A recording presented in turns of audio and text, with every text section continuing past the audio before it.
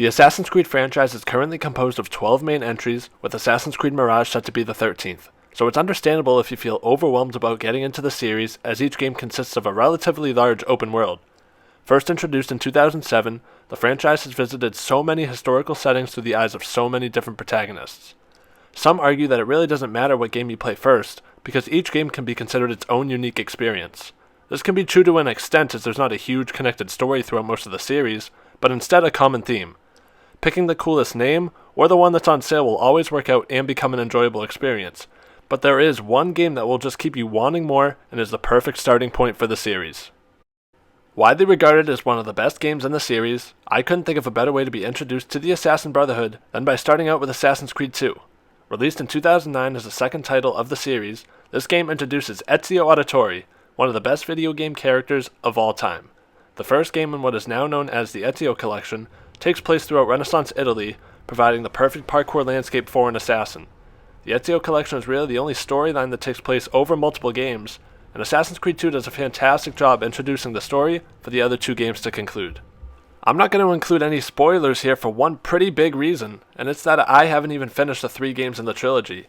Yes, I have this Assassin's Creed channel, but I don't just play the games every chance I get or else I'd be sick of it.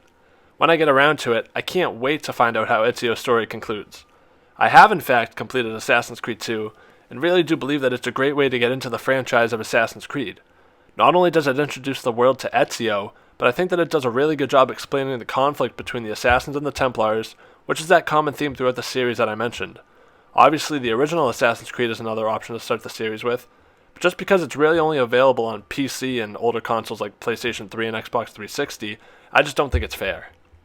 Back in 2009, the idea of a massive open-world game was not as common as it was today, and Assassin's Creed 2 really allowed it to take off for the franchise.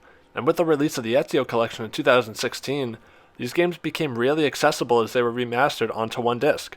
Some of the older Assassin's Creed games have their quirks, to say the least, but my experience while playing Assassin's Creed 2 is fantastic, considering that the game is going on 14 years old now. I would say that if you can't enjoy this game, then I really don't know what else the rest of the games in this series can impress you with. Assassin's Creed 2 has a lot that the player can take away to enjoy about the rest of the series.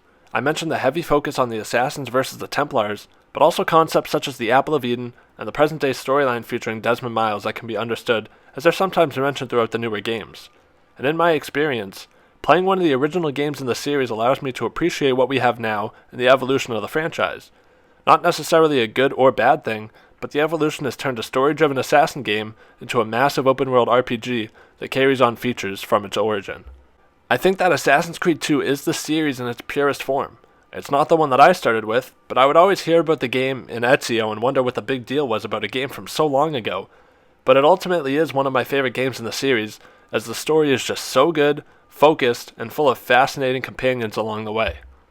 In the end, it really doesn't matter what game you might choose to start with, as they really all could be individual titles. But if you plan on getting into the series in the long run, I can't think of a better way to start than with Assassin's Creed 2.